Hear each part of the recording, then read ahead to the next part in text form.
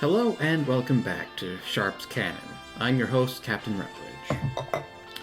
When we last left Sharpe and Harper, they molded a group of demoralized parade ground Irishmen into fighting soldiers and held their ground against the wolf. Today, our attention is turned to swords. What does a sword mean to a soldier? In short, it's a badge of rank, a connection to the knights of old, a rallying point in the field of battle. Some are intricate and well-patterned. Others are plain, yet effective in the field of battle. Sharpe's model of sword is the 1796 pattern heavy cavalry saber. After his old sword broke during Sharpe's rifles, a dying Captain Murray gave Sharpe his own saber as a replacement. The sword is heavy and clumsy, but effective in hacking through the heat of battle, which is why Sharpe preferred it to the regulation blade. Sharpe's sword has gained a decent reputation in popular culture. Although the original film sword is currently owned by Sean Bean, you can find several replica swords online. This is where the film Sharpe's Sword comes into play. Sharpe's Sword was filmed in both Crimea and Portugal. It seems production ran long in Crimea and had to move to Portugal to avoid another Crimean winter. Bloody freezing! Must be the weather, ma'am. The episode was written once more by Owen Harris and directed by Tom Clegg, with the usual cast returning, including Hugh Ross as Major Munro, Diana Perez as Ramona, and Michael Cochrane as Sir Henry Simmerson. Can't be.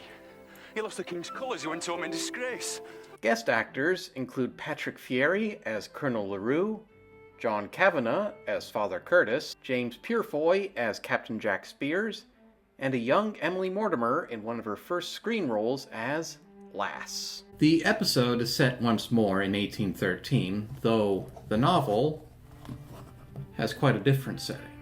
Sharpe's Sword, the novel, was published in 1983, the fourth novel, written by Bernard Cornwell. The novel's storyline was set during summer 1812 and the Battle of Salamanca. The Battle of Salamanca was one of the final British victories against the French for 1812. Lord Wellington's army faced off against Marshal Marmont to the south of the city.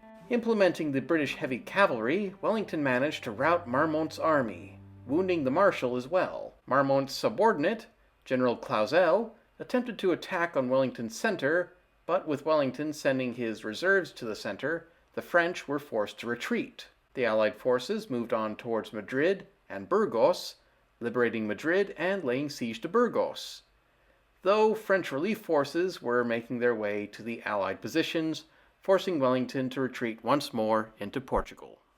Although the Allied forces were eventually forced back into Portugal, the Battle of Salamanca cemented General Wellington as an offensive general.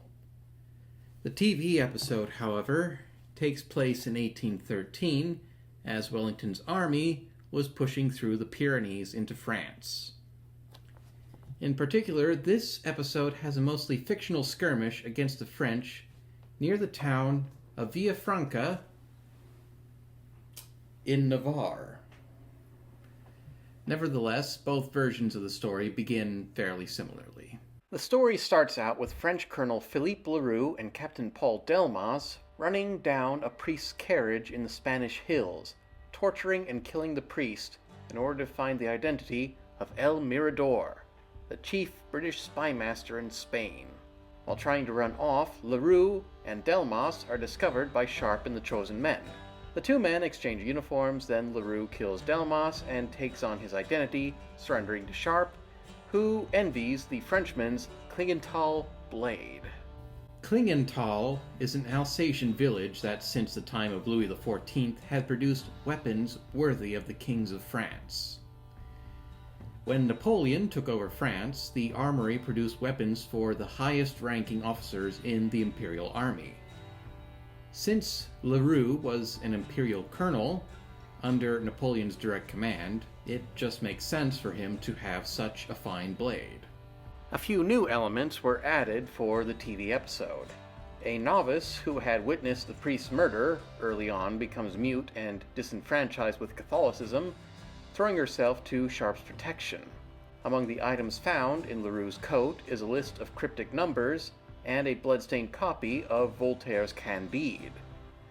Harris is tasked by Sharpe to decode the message. Naturally, I shall be excused parades.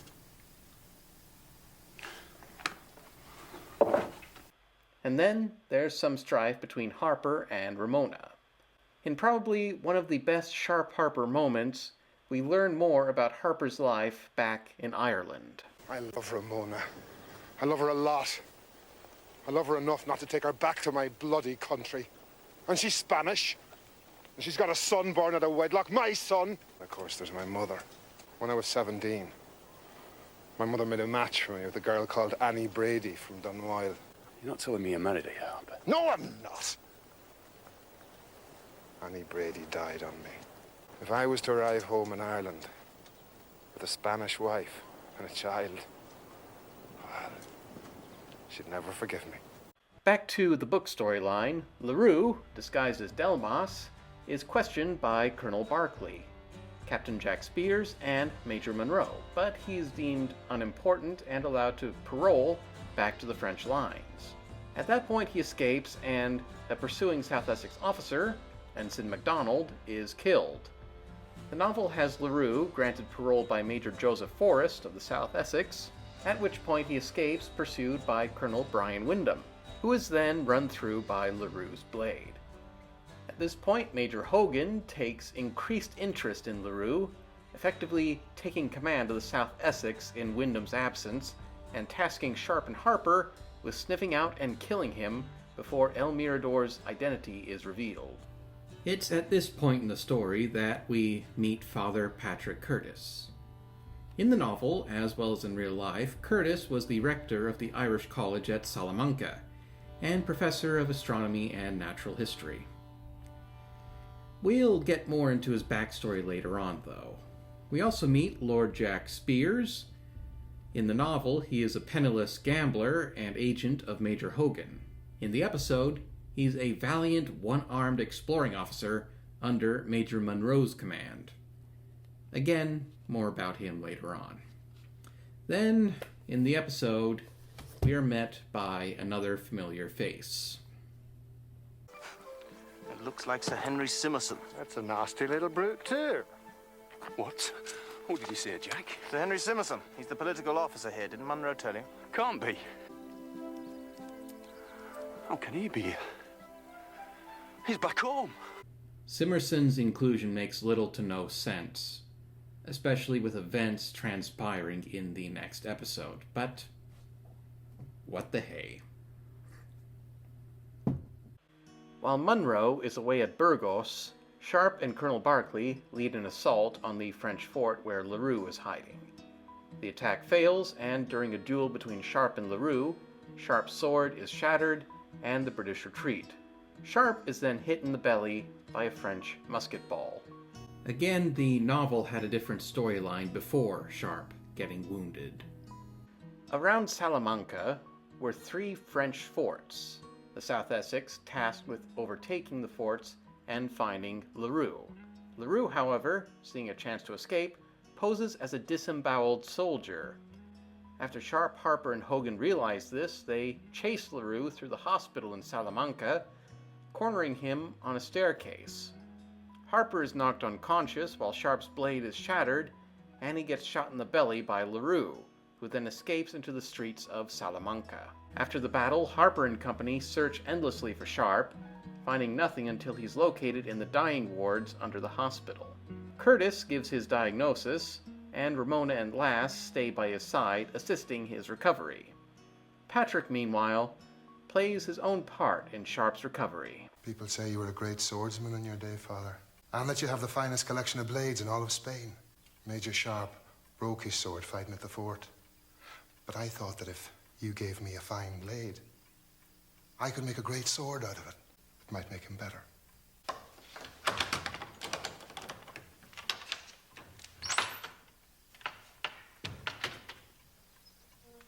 Tell me why I should give this to you, Major Sergeant Harper. It's very important to me that Major Sharpe gets well, Father. Just like in the novel, truly a bromance for the ages. One important character in the novel who was left out of the TV episode, for continuity reasons, was none other than the Marchesa Elena. Lord Spears introduced Sharpe to her, and the two became lovers. And after Sharpe's wound, she cared for him in her own household. It's only later on, though, that we learn she is the sister of Colonel LaRue, feeding the Colonel sensitive information. Sharpe eventually recovers enough to stand and walk around. The novel continued his recovery with rifle practice to regain his aim, not to mention getting used to Harper's new sword. He's also visited by Father Curtis, who unveils himself as El Mirador, unmasks Elena as a French sympathizer, and the loss of an important coded notebook into the hands of Colonel LaRue. Sharpe, at the insistence of Major Hogan, feeds false information to Elena, leading to the pivotal Battle of Salamanca. The British crush the French advance, though Lord Spears is mortally wounded. On his deathbed, he confides in Sharpe that he was working for Colonel LaRue, and he is dying of Syphilis. Sharpe grants Spears a mercy killing, then rides alongside Harper and the King's German Legion to the fields of Garcia Hernandez, where LaRue had taken refuge inside the French squares. In a bloody charge, the King's German Legion broke the French squares, and Sharpe and LaRue face off once more. LaRue attempts to surrender, but Sharpe insists on a duel, eventually stabbing the Frenchman through the very spot he himself had been wounded, then finishing him off through the throat. Now, the TV episode. It's implied that Lass and Sharpe spent the night together. At least Emily Mortimer was 23 during filming, but we never exactly know her character's age in the episode. Then Simerson also pervs over her, but we have this scene to counter that. So you're a hot little whore, aren't you?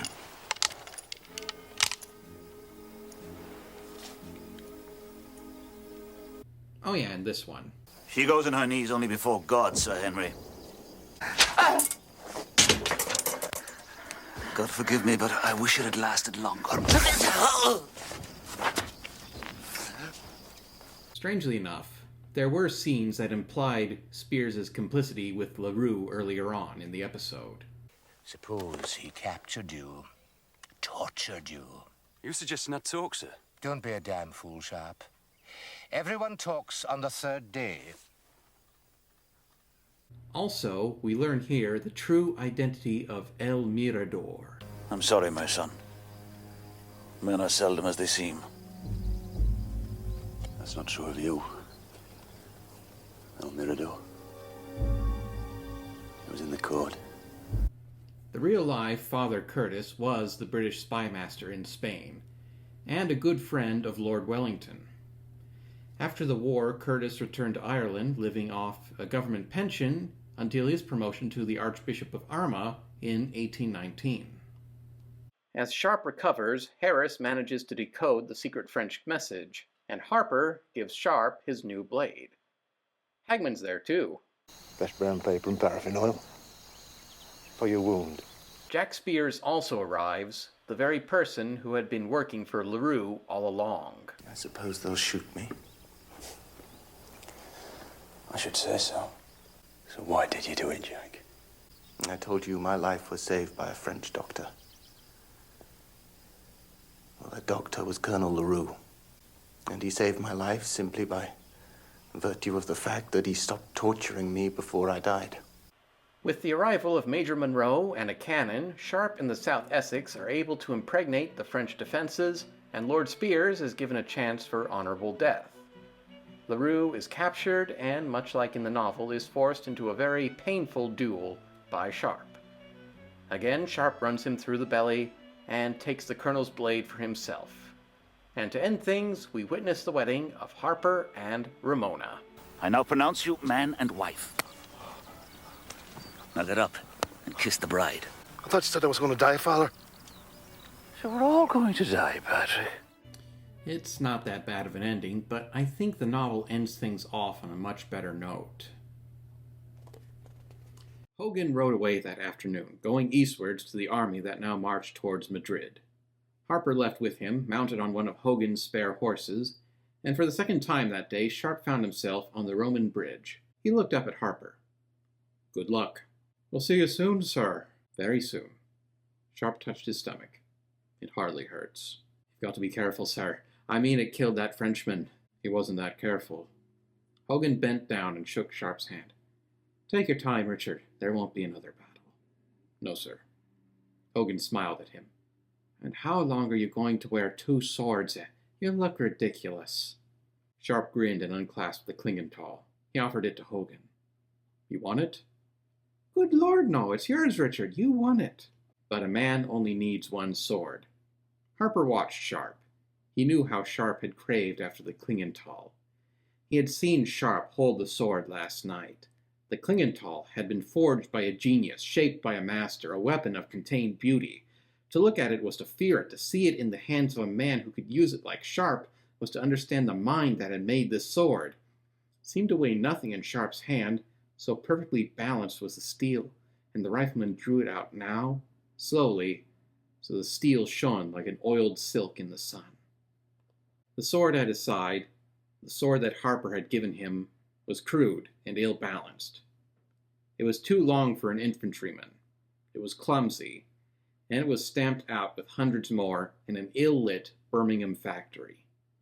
Beside the Klingenthal, it was raw, cheap, and crude. Yet Harper had worked the cheap sword as a talisman against Sharpe's death. Something more than friendship had gone into the blade. It did not matter that it was cheap. The cheap sword had beaten the Klingenthal, the expensive blade, and there was luck in the sword. Dozens of similar swords had simply been left at Garcia Hernandez after the charge, not worth the bother of picking up, and the peasants would fashion them into long knives. Yet Sharpe's sword was lucky. There was a soldier's goddess, and her name was Fate, and she liked the sword Harper had made for Sharpe. The Klingenthal was stained with the blood of friends, with the torture of flayed priests, and the beautiful sword contained not luck, but evil. Harper watched as Sharpe drew his arm back, checked for a second, and then threw. Harper cleared his throat. "You'll frighten the fishes. That's more than you ever did." Harper laughed. "I caught some." The goodbyes were said again. The hooves sounded on the bridge's stones, and Sharpe walked slowly back to the town. He didn't want his leave to be long. He wanted to be back with the South Essex, in the skirmish line where he belonged. But he would wait a week and eat his food and rest as he had been ordered. Not that it mattered. From now on, this old sword, with its dull scabbard, would be his sword and Fate's weapon. Sharpe's sword. Talk about what a cool ending that would have been. Still, for what we got, it's probably as good as we could have expected. It's a shame that so many of these books were filmed outside the original order that Bernard Cornwell had set them in. But to the credit of Owen Harris and everybody else, the work of fitting in these stories of swashbuckling adventure would have been no easy task to begin with. For what we had, we can be eternally grateful to them. Not to mention all the developing friendship between Sharpe and Harper. Definitely a lifeblood for the series. You're a lying bastard, Harper. Maybe only sometimes, sir. In fact, it was around this point in the series that the producers thought of firing Dara O'Malley. So,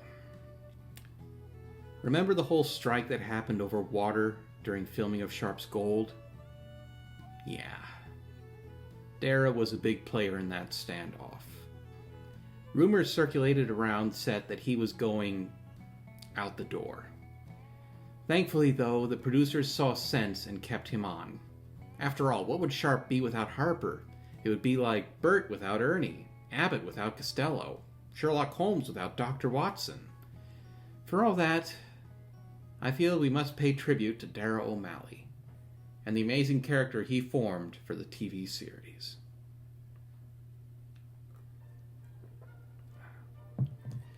that should do it for now.